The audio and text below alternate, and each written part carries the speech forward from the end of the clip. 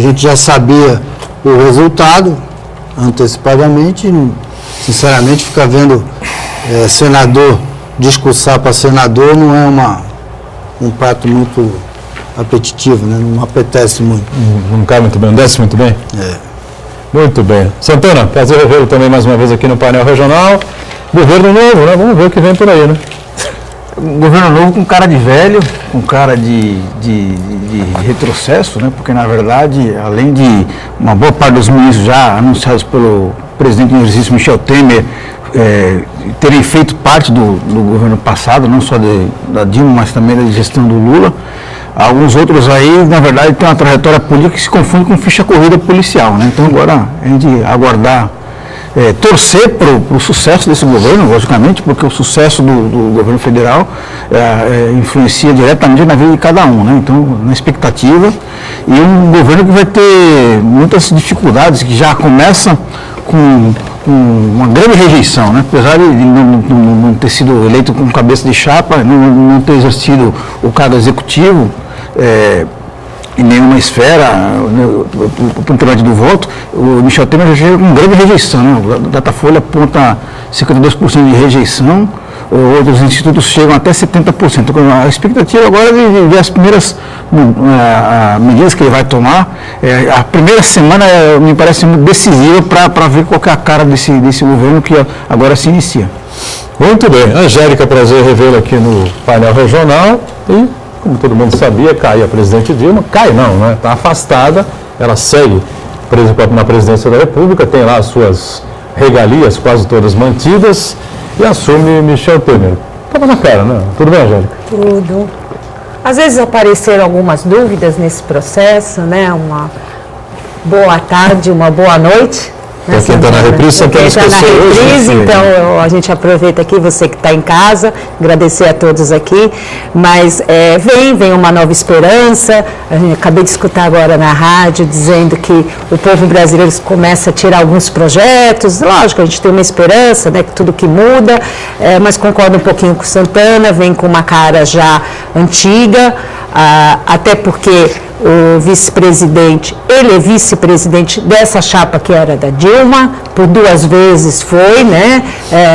Ainda agora assumiu, mas até algumas horas atrás era o vice-presidente da mesma chapa, que o povo elegeu, que o povo colocou. São, segundo a nossa presidente, 54 milhões de votos, 55 milhões de votos, ela falou no discurso dela hoje. Mas a gente vibra que seja algo positivo, né? Nós, como os brasileiros, temos que ter as esperanças sempre, mas também vibramos, como eu sempre bato, estou aqui, que todo esse levantamento que levou a isso de corrupção ou de ilegalidades continue dentro do país, continue acontecendo, como teve o afastamento, a gente fica muito feliz, não pela pessoa, mas pelo político, né, que foi afastado, nosso presidente da Câmara, né, o Cunha, que foi afastado, também isso faz parte do processo contra a corrupção, a gente fica feliz, e que não é só porque veio um novo presidente, ou que está assumindo, ou que vai continuar o processo, que a gente vai parar o processo da limpeza da corrupção. Vibra aqui para que isso continue acontecendo. Muito bem, concordo e assino embaixo, né? O Lava Jato tem que seguir, né? E pressionando e indicando, e o juiz Sérgio Moro está muito quieto aí recentemente, né? Lá o presídio lá de Curitiba foi limpo recentemente, né? Com todo o respeito, as pessoas estavam presas lá. Que infelizmente reforça aquela tese de que a Operação Lava Jato tinha uma conotação mais política, que tinha o principal objetivo ferir mortalmente o PT e em especial o presidente Lula. Porque a famosa lista da Odebrecht, que relacionou mais de uma centena de políticos, uma lista suprapartidária, que contemplava até políticos da oposição, não se falou mais nessa lista, né? Não se tomou nenhuma outra providência. Então, a esperança é de que a Lava Jato, que vai virar filme, né? Vai virar filme, vai virar uma série da Netflix, e que na vida real ela tenha mais desdobramentos, né? Sem dúvida nenhuma, né? Atinja a todos indistintamente, suprapartidariamente, como o Santana colocou, é muito importante. No final, a gente já disse aqui várias vezes, né? Todo mundo conhece a minha posição, sabe em quem eu votei Não votei na presidente Dilma, na reeleição, nem na eleição dela, pelo contrário. Mas se o problema do Brasil fosse só o PT, ou o ex-presidente Lula, a coisa era muito fácil, né? Você prende o Lula, acaba com o PT e pronto, né? O Santana disse aqui de uma maneira inteligente várias vezes isso, e é pura realidade. Agora, o buraco é muito mais embaixo, né? A gente confia que o juiz Sérgio Moro e a Polícia Federal continuem atuando com firmeza. Bom, estamos online pelo site da TV Santa Cecília, o Santa Portal. Você clica no ícone painel regional, confere o programa em tempo real. Painel encerrado vai para o YouTube, você revê os trechos que achar mais interessantes ou o programa por inteiro. Camila Lói com a gente mais uma vez, né? Atenta à nossa produção e à participação aí do telespectador, não é, Camila? Isso mesmo, Boteirão. Boa tarde para você, boa tarde aos convidados e boa tarde a você que está em casa. Participe do nosso programa, deixe sua opinião sobre esse momento histórico que o país está vivendo. Entre em contato com a gente pelo nosso Facebook, facebook.com/painel regional TV, ou então pelo nosso telefone. Estamos com 2 telefones novos para vocês continuarem interagindo conosco. 3223-1120 e 3223-7676. Deixe sua participação, estarei durante todo o programa recebendo suas mensagens e passando aqui aos nossos convidados. Muito bem, tem algumas matérias de Brasília, lá está o repórter cidadão, né? O Manuel Rogério também está por lá, acompanhando todos esses os desdobramentos, a saída do governo Dilma e a posse do Michel Temer, enfim, né? Daqui a pouquinho temos 2 VTs, me parece, é isso, né, Mesmo, Camila? isso Muito mesmo, bem, a gente coloca diretamente de daqui a pouco, Brasília. né? E, Flávio, você me cumprimentou aí por ter aguentado até as 2h30 da manhã, mas eu tirava, mudava, voltava, ia um pouco do futebol, voltava, porque não dá, né? Aí, o que eu mais esperava, realmente, era o discurso do Fernando Collor, né? Porque o Collor ia fazer, evidentemente, um paralelo, uma comparação ao impeachment sofrido por ele, que ele negou, né? Disse que não sofreu impeachment, mas sofreu, na verdade. Sofreu impeachment porque a carta de renúncia foi deixada de lado e o Congresso insistiu com o processo de impeachment. E foi um dos mais contundentes, incisivos e importantes discursos que eu assisti, acho que nos últimos 10 anos, viu? Porque os tribunos sumiram, né, Angélica? Foi. Aquelas figuras, né, Ulisses Guimarães, Mário Covas, grandes tribunos que tinham aqueles discursos que você ficava, né, parar de acompanhar, ver o sujeito falar, Gastone Rig, Isso que eu ia falar, o próprio Gastone Rig, ainda estão, né, estão vivos entre nós, mas não estão lá no processo. Enfim, né? Mas que eram lições, né, foram lições, quem teve a oportunidade de escutar e participar, realmente foram grandes lideranças, alguns ainda são, mas grandes lideranças em nosso país. E o Collor deixou claro lá que por várias vezes alertou ao governo e a Dilma, né? Não pode andar assim, você está errado. O Congresso, você pode jogar o Congresso de lado e achar que não significa nada, não faça isso. Aconteceu comigo, cuidado com o que você está fazendo. A questão das contas públicas, essa questão das pedaladas, está muito grande, o número está avassalador, né? Aliás, você vai acabar sofrendo impeachment. Aí fala, olha, não deram bola para aquilo que eu falei. Agora, é triste a gente escutar isso de um presidente que teve impeachment, né?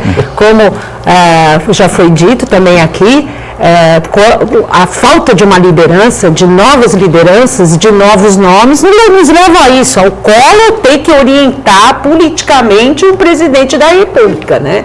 Que me desculpe o senador Collor, mas eu fiz parte de uma juventude no impeachment contra o Collor, eu, inclusive estava em Brasília, que nós já falamos, né? Estava lá acompanhando o deputado Maurici Mariano, que se colocou realmente contra tudo aquilo que estava acontecendo, mas a gente se espanta dele ter que dar uma orientação política. Onde estão os nossos novos nomes? Isso, desculpa, vou abrir um parênteses. Você que é jovem, você que, quando a gente fala juventude, não é só 18 anos, mas 30 anos ainda é uma juventude, né?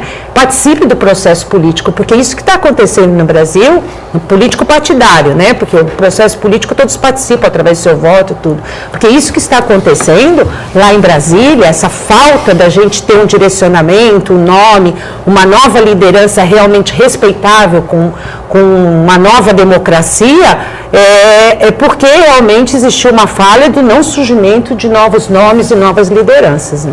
Muito bem. Porque a pessoa que diz que não gosta de política deixa a política para quem, entre aspas, gosta, e gosta até demais, e aí nós vemos aí vários desvios de as barbaridades. Agora, só para complementar o que você falou sobre o Collor, o ex-presidente deu uma entrevista uma vez que ilustra muito bem o que aconteceu com a Dilma Rousseff, o que aconteceu com ele, que acabou acontecendo com a Dilma Rousseff, com relação ao processo de impeachment. Ele fez uma comparação com um sapo dentro de uma panela de água. Coloca um fogo baixo, do morno, vai subindo, o sapo dentro da panela não percebe, só vai perceber quando está cozido. Então foi exatamente isso que aconteceu com a Dilma Rousseff. Mas olha, ela demorou muito para perceber que o governo dela simplesmente não existia. Ela cometeu um estelionato eleitoral na reeleição, acho que ninguém aqui duvida disso, né? Mostrou um quadro, um Brasil que não existia, né, Fábio? A situação econômica era muito complexa, muito difícil, todo mundo sabia que o Guido Mantega estava mentindo para o país. Todo mundo sabia que o ajuste fiscal deveria ter sido feito antes de 14, antes de 13. Nos primeiros 2 anos do mandato dela, ela não fez. A gastança continuou. Piorou em ano eleitoral. Me desculpe, eu vou fazer um desabafo. Para a reeleição. Me desculpe, eu vou fazer um desabafo. Isso não aconteceu só com a eleição de presidente da República. Aconteceu aí na última eleição também de prefeitos, né, que colocaram uma situação diferenciada da cidade para conseguir se eleger ou se reeleger. Né? Colocaram fantasias para a população, é o que a gente chama do marketing, o marketing político, veio com as ilusões, não veio com o cidadão que realmente ama a sua cidade, que quer o bem da sua cidade, ou o bem do seu estado, enfim, o bem do país, né? No caso que você citou a presidente Dilma, que não está querendo isso, e vem com um marketing, com uma visão, como se a gente morasse em cidades de primeiro mundo, em países de primeiro mundo, e que não é a nossa realidade. Então, também um alerta aí para o nosso novo processo eleitoral, que a população tenha consciência de filtrar essas ilusões, né? Agora começa o período eleitoral, que tudo nas cidades, que nem a minha cidade lá, zeladoria, ninguém, né? Está acontecendo, né? Então, está acontecendo, né? Ano eleitoral, zeladoria não é considerado lá na minha cidade, inclusive, vou fazer esse desabafo, como a atual administração não considera como algo que já vem fazer parte de um programa do prefeito, que ele já assume, sabendo que a zeladoria é todos os dias, como a casa da gente, a gente limpa todos os dias e às vezes faz uma faxina maior, mas a zeladoria veio como fazendo parte do programa do projeto do programa de governo para este ano. Quer dizer, acontece em 4 anos, 1 ano está no programa de governo, não como se fosse um cotidiano. Isso que a população tem que pensar, né? No que esse político que está se apresentando, está se colocando nas eleições, o que ele traz realmente dele de experiência ou de visão, de nova visão para o município, e não ilusões. Essa coisa do marketing político, eu imagino que vai ser muito complicado nessa eleição municipal agora, né? O pessoal está muito descrente, muito desconfiado, né, Fábio? Você não pensa assim, não? Com tudo que aconteceu, né, com tudo que está acontecendo ainda, o pessoal desconfia mesmo, tá? Eu prevejo, imagino que vai haver uma renovação nas casas legislativas, principalmente, porque aí no âmbito executivo a coisa é mais marcada, né? Tem muita reeleição é mais fácil, mas nas casas legislativas a gente prevê aí uma grande renovação. Mas a minha preocupação, a Dilma, eu votei na Dilma as 2 vezes, tá? E a Dilma já passou, já está fora. O que me preocupa agora é o que vem com esse governo. Nós temos no Congresso Nacional 54 projetos que destroem os direitos dos trabalhadores, que flexibilizam a CLT, que tiram direitos da CLT dos trabalhadores. E para nós, servidores públicos, tramita agora em regime de urgência o PLP 257, que acaba com direitos assim fundamentais para o trabalhador público, acaba com a estabilidade, acaba com a obrigação do concurso público, congela salário, e aí o congelamento é por 2 anos. Não haverá mais obrigação do funcionário público ser concursado? Não, permite a terceirização direta. É a ponte para o futuro transcrito num projeto de lei. É uma coisa absurda. É bom até que o Fábio esteja aqui representando o sindicato, para a gente na sequência do programa mais à frente, falar um pouquinho sobre isso, porque parece que o dinheiro realmente sumiu dos cofres públicos federais, estaduais, todos os estados praticamente todos quebrados, e os municípios praticamente todos quebrados, com algumas honrosas exceções que a gente vê.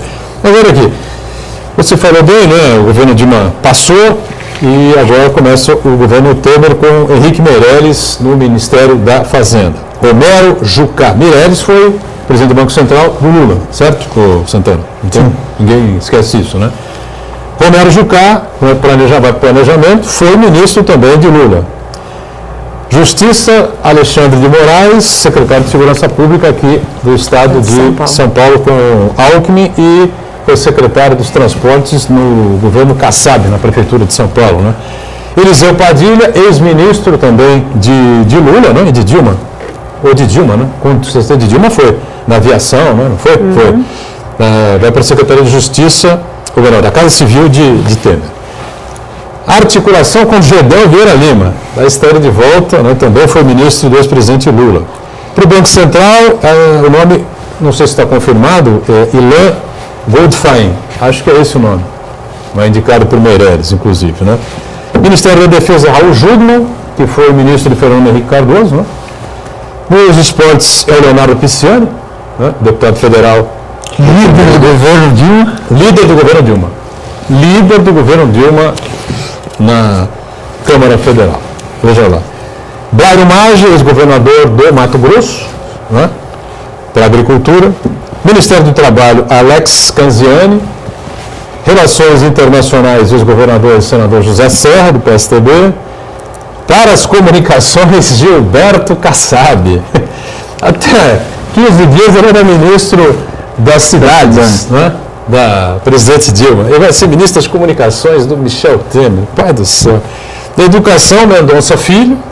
Desenvolvimento Social, Osmar Terra. Se houver alguma alteração aqui, vocês podem me corrigir aí. Bruno Araújo, ministro das Cidades. E saúde aí? Saúde, Ricardo Barros. Ricardo Barros, indicado pelo PP. Isso, é deputado que, inclusive, propôs a redução do Bolsa Família, do benefício Bolsa Família, para um modo de fechar as contas públicas, né?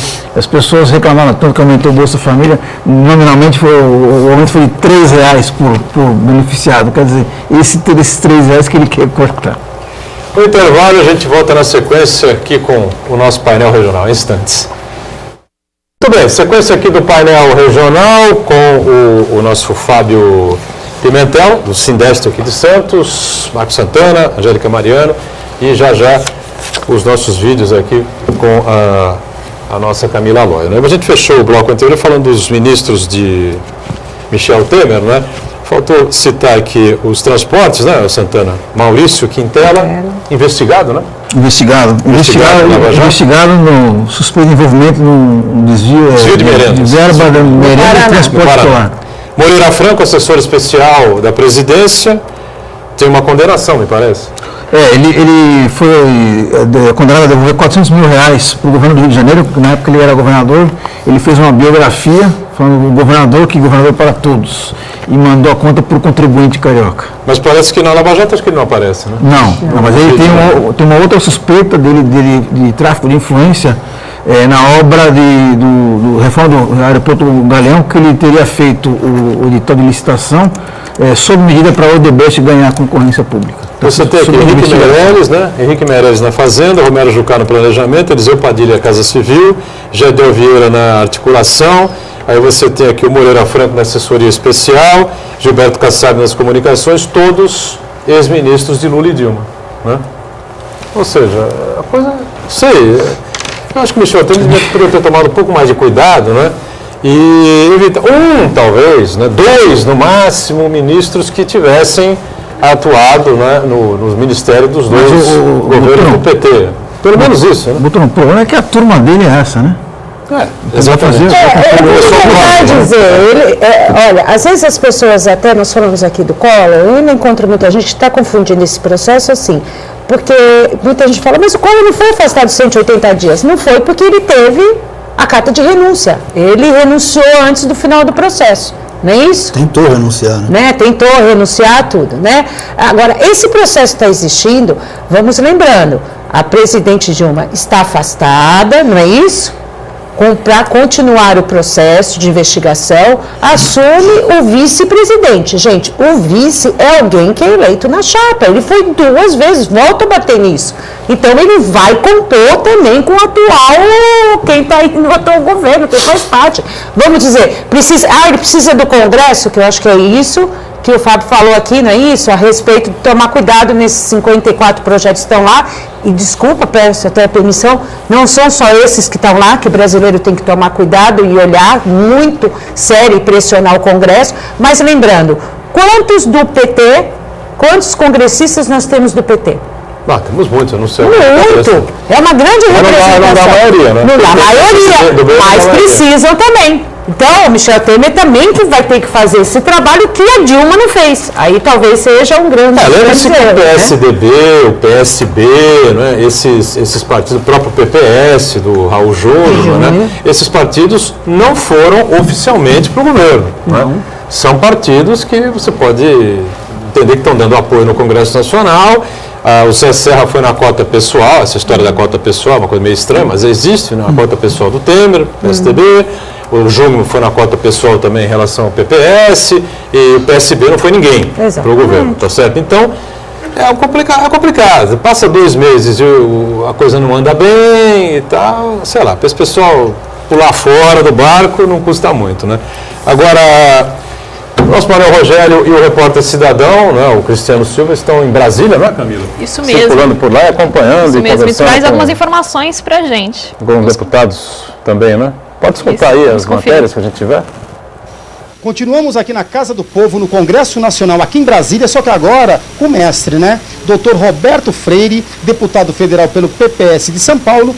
Deputado, o Senado suspendendo a presidente da República, o senhor acredita no crescimento do Brasil? O Brasil volta a ser estável? Acredito. Agora não espere que será rápido, não, até porque nós estamos com mais de 2 anos de recessão. São 11 milhões de brasileiros que estão sem emprego. A indústria brasileira vem sofrendo um processo de desindustrialização há muito tempo. Isso não é de um dia para a noite, não é estalar de dedo, não vai ser nenhum mágico que vai assumir o governo e resolver esses problemas. Agora, não tenha dúvida, será um presidente da República que, ao falar, a sociedade vai escutar e não vai bater por ela. Então, isso já é uma mudança significativa, porque volta um mínimo de confiança de que a gente tem um governo, coisa que agora nós não temos. Ou seja, passando pelo Senado, o senhor acredita numa judicialização? Não, até porque isso eles vêm tentando há muito tempo, não será também novidade que eles vão lá apelar. Mas o Supremo sabe o que diz a Constituição. O julgamento do impeachment não é um julgamento do Judiciário, é um julgamento político do Congresso Nacional. Está previsto na Constituição. Nós não estamos julgando a presidente Dilma por crime comum. Crime de corrupção não vai responder no STF enquanto for presidente, ou responderá nas primeiras instâncias, no momento que sofrer o impeachment e perder a presidência. Crime comum é com a justiça. O que nós estamos julgando é o crime de responsabilidade. Quando ela não teve responsabilidade ao aplicar a lei orçamentária, desrespeitou a lei de responsabilidade fiscal, desrespeitou o Congresso, fora outras coisas que ela fez e que não está previsto nesse pedido, mas que caberia outro pedido. Inclusive, a OAB levou em consideração isso, quando determina no seu pedido que ela obstruiu a justiça. Inclusive, um senador foi cassado porque foi um instrumento que ela utilizou, ela e Lula, para obstruir a justiça, que era a delação do senhor Severo. Vamos ver como está tudo encadeado, e é importante salientar que estamos vivendo um bom momento para a gente desarredar isso e ver se o Brasil começa novamente a ter um rumo de crescimento, de respeito, afirmação de valores e acabar a imoralidade. Quantos mandatos já, deputado? São 8 mandatos, 40 anos de vida pública. Pelo menos com capacidade de estar olhando olho no olho e com a cabeça erguida. Continuamos aqui no Congresso Nacional, na Câmara dos Deputados, agora com o deputado federal por São Paulo, do PMDB, Edinho Araújo. Deputado, o senhor foi ministro dos Portos por muito tempo. Doutor Michel Temer assumindo a presidência, o senhor acredita que o Brasil vai voltar a crescer, os investimentos e a credibilidade também? Eu acho que é isso basicamente que falta ao país hoje.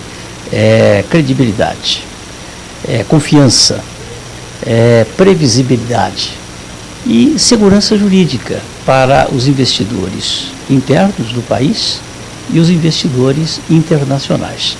E isto o presidente Michel Temer incorpora. Nós vamos ter, portanto, um momento de retomar a esperança do povo brasileiro, que precisa ser resgatado com um governo que preencha esses requisitos. Portanto, o presidente Michel Temer é alguém que conhece como ninguém o Congresso Nacional. Foi presidente da Câmara dos Deputados por 3 mandatos, com experiência larga e que conhece os intelectuais, que conhece todos os atores da política brasileira, um professor conhecido constitucionalmente não só no Brasil, mas também internacionalmente. Boturão, então agora quem falou foi o ex-ministro dos Portos e hoje deputado federal, Dinho Araújo, do PMDB de São Paulo. Imagens, Rafael Serafim, eu, repórter cidadão aqui do Congresso Nacional, nos bastidores do impeachment, para o painel regional. É com você, Boturão.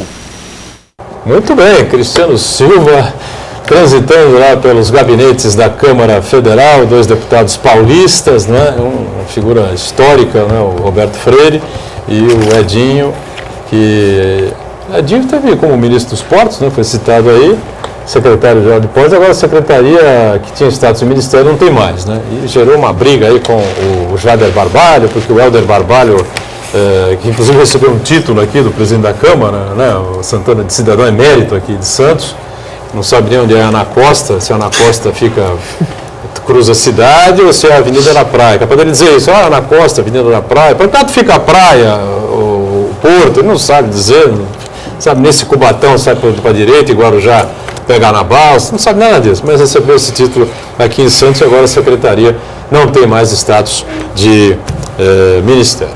Bom, vamos continuar aguardando, lembrando que o STF autorizou o inquérito contra o senador Aécio Neves, o caso de Furnas, corrupção e lavagem de dinheiro. O pedido foi do Procurador-Geral da República, Rodrigo Janot. Inquérito, eu disse, baseado então nas acusações do doleiro Alberto Youssef. Então, olha, tem muita gente aí envolvida num monte de coisa e é preciso realmente que essas situações sejam absolutamente esclarecidas para que a gente tenha um pingo de credibilidade e a política mais limpa, né, daqui para frente. Agora, a gente falava no final do bloco anterior, né, o Fábio tocou num ponto importante, que é a questão que envolve esses projetos que estão tramitando no Congresso e, segundo você diz, cortam aí uma série de direitos adquiridos pelos trabalhadores. E o funcionalismo público está aí com o dedo apontado, né, Fábio? Já vai ser votado agora. O projeto que nos atinge está com urgência constitucional e o prazo para essa urgência constitucional vai vencer no dia 6. Quer dizer, a hora que o Congresso, a Câmara voltar a funcionar com normalidade, ele já entra trancando a pauta e vai obrigar que seja apreciado esse projeto de lei, que na verdade é um projeto de lei que trata de refinanciamento da dívida dos municípios e estados para com a União. Nada teria a ver com servidor público. Acontece que lá no pocinho das maldades foram buscar algumas coisas e jogaram no processo como contrapartida. Tem 4 projetos de refinanciamento da dívida pública tramitando no Congresso, um do senador Paulo Paim, que é o 561, e mais 2 ou 3 que tratam do refinanciamento daqueles entes da União que estão devendo. E nenhum deles ataca os direitos dos trabalhadores públicos. Só o 257, que é o que está com urgência, que vai ser votado agora. É absurdo o que prevê esse projeto. Como eu disse antes, perda da estabilidade, deixa de ser exigido concurso público. Concurso público não é direito do trabalhador, é direito do cidadão, é a democratização da entrada no serviço público, do ingresso no serviço público, senão fica na mão do mandatário, fica na mão do prefeito, do governador, ele põe quem ele quer, vai pôr os amigos e de 4 em 4 anos vai estar instaurada aí a sazonalidade no serviço público. Muda o servidor público e muda o serviço público. Evidentemente, isso prejudica ou vai tornar pior o serviço público? Nem dá para o governante colocar os amigos, né? Quantos amigos vai ter? 1 milhão de amigos, que nem o Roberto Carlos? Tem os amigos dos amigos, vereadores têm amigos, aí no caso do município, o vereador tem amigo, o candidato que... Mais amigo, hein? O candidato que perdeu a eleição tem amigo também, então vira uma festa. Só essa eu acho contra. Acho a gente tem crasso que, inclusive, se mostrar muito solidário ao funcionário público, que eu acho que, inclusive, eu já falei aqui, eu venho de um aprendizado de convivência com funcionários públicos no governo federal e municipal, né, nas oportunidades que eu tive de trabalhar junto ao Maurício Mariano como deputado federal, depois como prefeito. Então, o grande aprendizado que eu sempre tive, e meu respeito, já citei aqui, é que o funcionário público, ele é os braços e as mãos de um prefeito, porque ele já tem um conhecimento de estrutura administrativa, ele sabe aquele envolvimento. E até, citando aí esse caso, principalmente, a gente sabe que a terceirização do serviço público ela é muito complicada, né? Estão aí os exemplos das UCIPs, que vai, tudo sendo investigado, tudo esses desvios de dinheiro e o mau atendimento da população. Por quê? Porque esses contratados, esses terceirizados, eles não prestam o mesmo serviço, eles não têm o mesmo envolvimento e a responsabilidade que o funcionário público tem. Feliz aquele administrador que tem, inclusive, no seu primeiro escalão, que é sempre a orientação e o pensamento da gente, funcionários públicos trabalhando junto. Porque o funcionário público, ele já vem com aquela responsabilidade com o munícipe, ele tem a consciência que o salário dele vem do munícipe, né? E uma empresa terceirizada não dá certo por quê? Porque ele não tem aquele envolvimento com a cidade. Mas isso está previsto tanto no projeto de lei, a terceirização em grande escala com entrada no DPRC. Passa a ser gasto com o pessoal. Por quê? Porque vem aquela discussão, porque aí são melhores salários.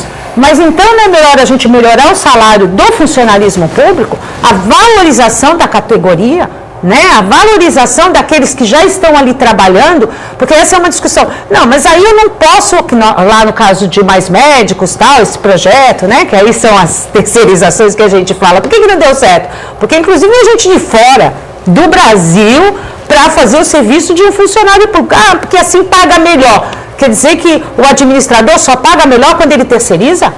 Sabe? E o funcionário que lá existe, aquele profissional capacitado que lá existe, ele não tem olhar? Este não é o meu pensamento. Mas aí, por exemplo, numa OS, quem estabelece o teto ou o piso salarial dos funcionários que ela contrata para gerir um pronto-socorro, um hospital, uma clínica, sei lá? A OS. Não tem nada a ver. É privado, pode ganhar tudo. O enfermeiro pode ganhar R$2.000 na prefeitura e a OS estabelecer 1.500 ou 3.000. Isso. Vai por conta da contabilidade. E esse discurso de muita gente que eu acho que é uma grande ilusão, um grande buraco de desvio de dinheiro, me desculpe. Por quê? Porque eu venho com aquela verba, aquele valor, né, dizendo que eu vou pagar melhor, mas eu pago só um pouco melhor, que é o que aconteceu até hoje, o que vem acontecendo, que é dinheiro público também, né, verba que veio para a verba terceirizada é dinheiro público, e contrato profissional dizendo que eu estou pagando melhor. Tá, então por que eu não pago o que eu tenho na minha casa? Entendeu? Por que eu não valorizo esse profissional? Porque essas pessoas são mais capacitadas. Capacite, então, o que você tem, invista no que você tem. Né? Envolva. O funcionário público, ele tem um envolvimento maravilhoso. Quando você coloca ele junto do seu trabalho, com a responsabilidade. Eu conheço grandes funcionários públicos, não só no Guarujá, né? Que são pessoas e que tiveram cargos, participaram de secretarias, né? Como tive lá na administração, participavam, trabalhavam e tinham um conhecimento enorme. Né? Até porque prestaram concurso público e estão lá. E continuaram investindo nas suas carreiras. Eles não podem ser deixados de lado dessa maneira. Eu sou contra, né? Já me coloquei, eu sou contra. Eu acho que essa não é a saída para uma qualidade de serviço público ou de atendimento. Pelo contrário, é um choque muito grande. Muito bem. Vamos fazer o break então, nosso segundo intervalo. Na sequência, a gente retoma aqui o painel regional. Instantes. De volta ao terceiro bloco aqui do nosso painel regional, vou direto e reto aqui com a nossa Camila Aloy, algumas participações importantes do telespectador neste dia histórico para a nação, não é? Claro. muito ruim, porque em 24 anos é o segundo impeachment, o segundo afastamento de presidente. Collor, em 1992, acabou com o pedido de renúncia, inclusive não evitou o impeachment, mas acabou deixando o cargo, e a Dilma Rousseff agora se afasta, né? Segue como presidente da República afastada, continua no Palácio do Alvorada, tem lá uma série de regalias que ela, uma série de coisas que ela continua tendo à sua disposição, mas o presidente em exercício já é nesse momento, Michel Temer. Pois não, Camila? Sim, temos uma pergunta boa aqui do Uriah Vilas Boas. Ele diz: vocês acreditam que o Temer tem autoridade suficiente para impor condições perante o seu governo? Isso não pode caracterizar que o Congresso realmente boicotou a Dilma? Ele pergunta. Olha, acho que é o seguinte, vou repetir aqui aquilo que eu já falei 1 milhão de vezes. Você vai para uma votação na Câmara dos Deputados. 513 deputados, né, estão lá para... Não foram todos, 3 ou 4 faltaram, enfim, vamos lá, 513 deputados.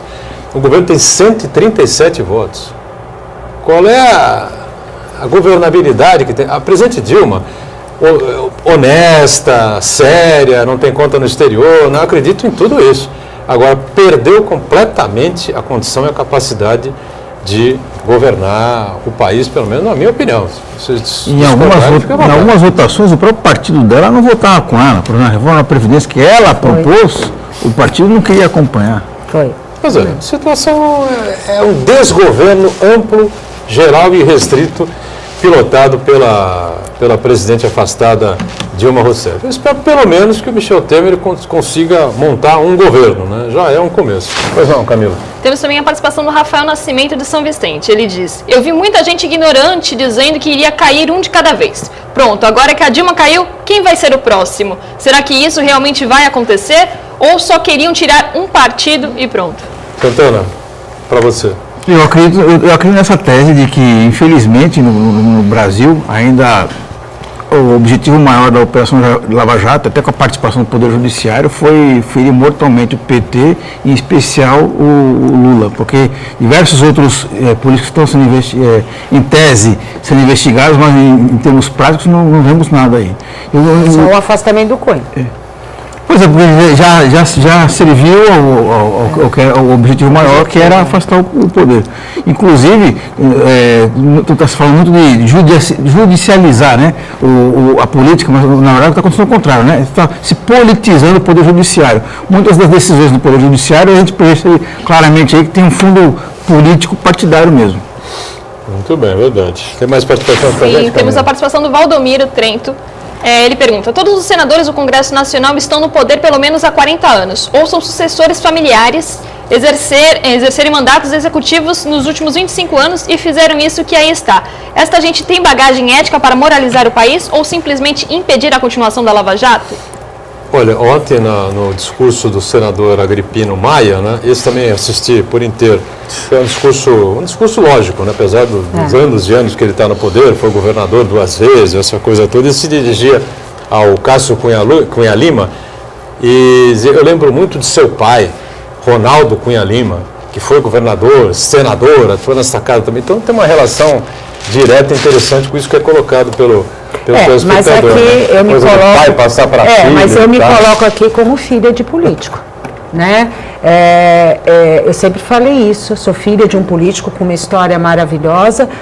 E se nós estamos numa democracia, eu acho que nós não temos que ser por indicação ou por favorecimento, mas sim por trabalho. Porque nós temos que ter a oportunidade, a experiência da nossa criação. Eu sempre falo, éramos em 4 filhas, tem o falecimento da minha segunda irmã, todas nós sempre fomos envolvidas em políticas, mas eu fui a única que me tornei política, né? Por um dom, né? Por uma orientação e pelo aprendizado que nós vamos ter. O que nós temos que ter é um bom aprendizado, né? Para trazer, nos posicionar, nos colocarmos como propostas boas dentro desse aprendizado, porque ao lado do Maurício Mariano, o que aconteceu na minha figura? Eu vi a história passando desde criança, né? Prefeitos, movimentos, pró-prefeitos, né? Nós vimos tudo isso surgindo. Mas, simplesmente, mais importante do que evitar que apenas os mesmos nomes continuem atuando na política, a gente tem que evitar que as mesmas práticas, porque às vezes um parlamentar, um político de primeiro mandato, entra nesse círculo vicioso aí, de tomar lá da cá, de verbinha, carguinho, de comissãozinha, e apesar de ser debutante, são os bons exemplos, né, que nós temos que seguir, que aprendeu, né? Muita gente fala, mas isso é imperialismo. Isso não é imperialismo, porque eu também tenho que construir a minha história para me fortalecer na política, para que as pessoas também acreditem na minha pessoa. Agora, o que eu tenho que trazer à tona? Eu tenho que trazer à tona o aprendizado positivo, que é o que me comprometer com a população, né? Com o povo, com aqueles que são meus companheiros de moradia. Não, é verdade. Claro que não é porque o sujeito é filho de político que não pode concorrer, não pode disputar, não pode seguir a carreira política, evidentemente. Tendo práticas corretas, sérias, não há problema nenhum, sem dúvida nenhuma. Tendo talento para a coisa também, porque é preciso, né? Temos mais uma participação do Uriel. Ele pergunta para os convidados: dá para aceitar como corretas as acusações contra a presidente Dilma ou foi solução encontrada por uma oposição antipetista? Isto repercute negativamente pelo Brasil? No Brasil e no mundo, né?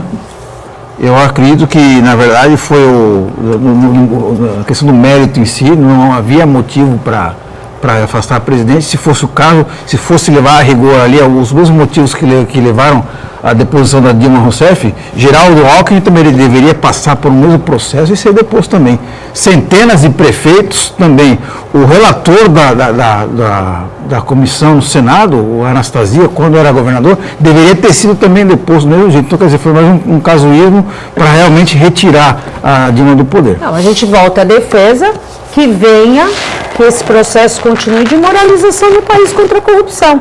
Né? Esses processos abertos contra o PSDB, da merenda, né? De desvio de dinheiro da merenda, o caso do metrô, volto a falar, que isso continue em andamento, que isso não pare. A gente tem, como população, se posicionar e cobrar isso. Sem falar no Temer, né?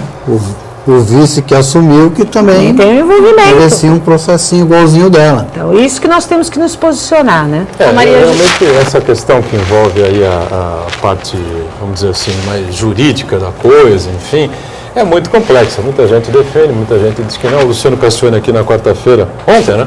Ainda chegou a lembrar a coisa que essa questão das pedaladas, Itamar pedalou, Collor pedalou, Fernando Henrique Cardoso pedalou, o Lula pedalou, enfim, mas era uma coisa assim de 4 milhões, 6 milhões, 8 milhões, e a da Dilma partiu para 60 milhões, 80 milhões. E eu volto a dizer, não tem diferença. A sanção para pedalada, roubou um real, a sanção não é o afastamento. Nenhum lugar da lei. Eu concordo. Mas a gente também tem que entender, as duas casas políticas que dentro da moralização, tiraram a presidente. Mas a gente tem que entender que em pró a moralização contra a corrupção, que isso tem que ser de praxe nas câmaras municipais. E olha que eu estou aqui me posicionando como uma busca de executivo, tem que passar por isso. Mas isso tem que ser de praxe, isso tem que existir. As câmaras municipais têm que fiscalizar, as câmaras estaduais e a federal, como aconteceu. E denunciar. É que até então também ninguém denunciou. Tem que haver a denúncia, faz parte do papel da denúncia.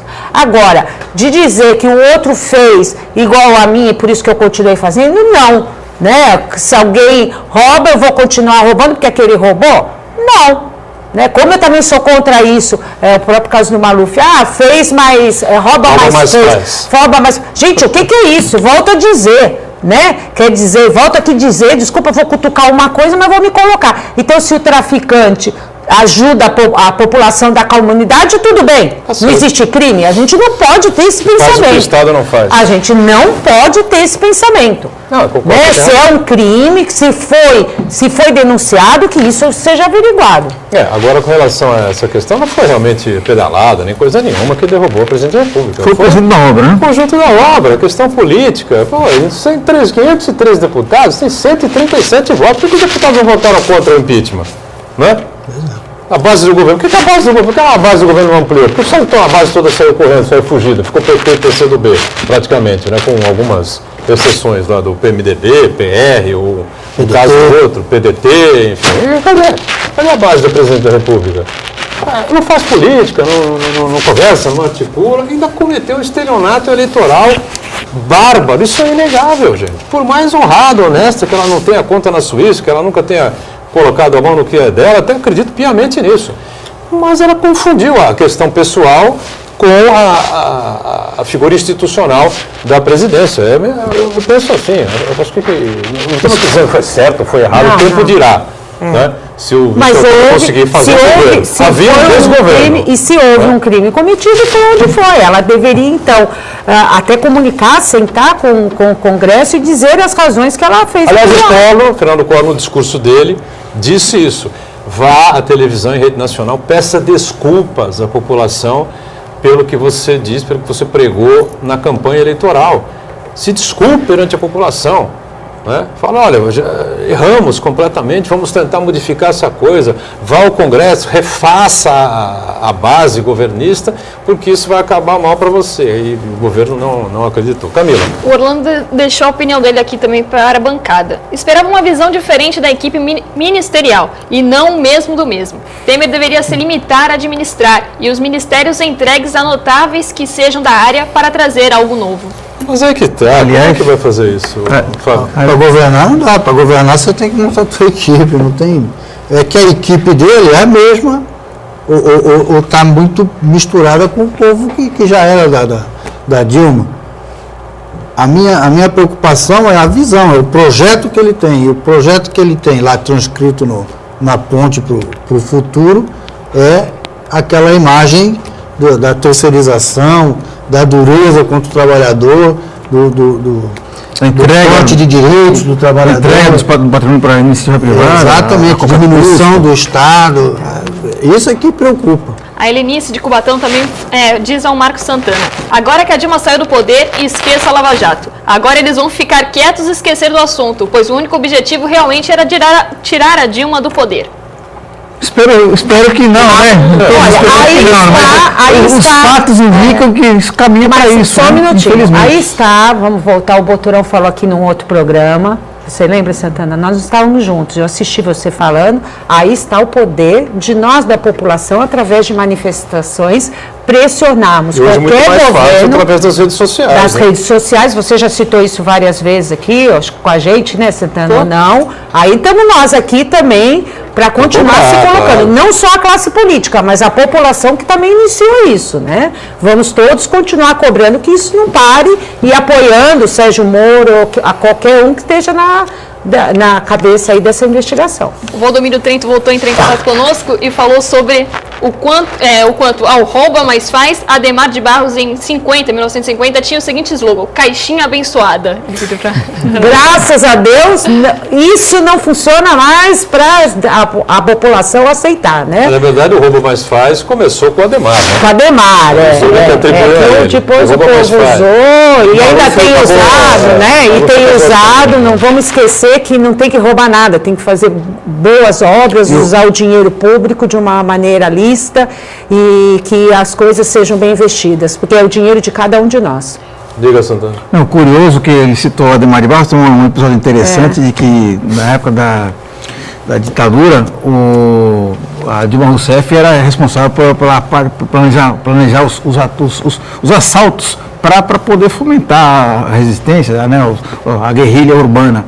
E um dos assaltos que ela planejou foi na residência do Ademar de Barros, onde diziam que tinha um cofre lá, que ele guardava o dinheiro da corrupção. E, na verdade, não era a residência dele, era a residência da amante que estaria ali. Então, como era um dinheiro de origem escusa e uma relação mais escusa ainda, ele não deu queixa da polícia. Infelizmente, as caixinhas ainda existem. Né? Mas a gente tem que brigar contra isso também na corrupção. Olha, se fosse, as caixinhas eram no tempo do Ademar mesmo. Hoje são... Mas nós temos que brigar contra isso. Sei lá mais o que. Olha, daqui a pouco, 3 da tarde, 3 e pouco, está marcada a fala, a primeira fala do presidente Michel Temer, né? E mostrar aí ao país a que vem este novo governo, né? Você que está na reprise com a gente, claro que já ouviu aí a fala do presidente, que inclusive participa hoje da posse do ministro Gilmar Mendes como presidente do Tribunal Superior Eleitoral, onde corre lá um processo do PSDB contra a chapa Dilma Temer, né? Se o STF derrubar a chapa, Michel Temer também deixa a presidência da República. Vamos fechando o painel regional, agradecendo muito o Fábio Pimentel, obrigado por estar com a gente, Santana também, obrigado, Angélica, e diariamente com a gente a Camila Lóia acompanhando a nossa produção e a sua participação. Você está com a gente sempre nesse horário do 1h30 da tarde, de segunda a sexta, e na nossa reprise às 7h30 da noite, enquanto a TV Santa Cília transmite os jogos da Unisanta. Obrigado, tchau.